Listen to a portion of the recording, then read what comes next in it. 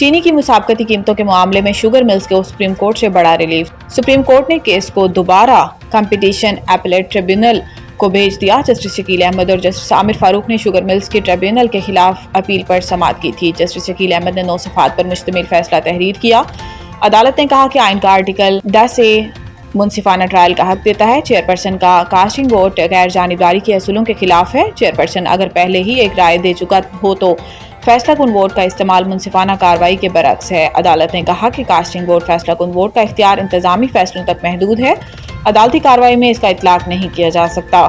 انصاف صرف ہونا نہیں چاہیے بلکہ ہوتا ہوا نظر بھی آنا چاہیے۔ 2021 میں کمپٹیشن کمیشن آف پاکستان نے چینی کی قیمتوں میں اضافے پر ملک بھر کی شوگر ملز کے خلاف کارروائی کی تھی۔ 4 رکنی کمیشن میں 2 ارکان نے جرمانے جبکہ 2 نے دوبارہ تحقیقات کا کہا۔ چیئرپرسن کاسٹنگ ووٹ استعمال کرتے ہوئے فیصلہ کن ووٹ ڈالا اور شوگر ملز پر جرمانے عائد کیے گئے۔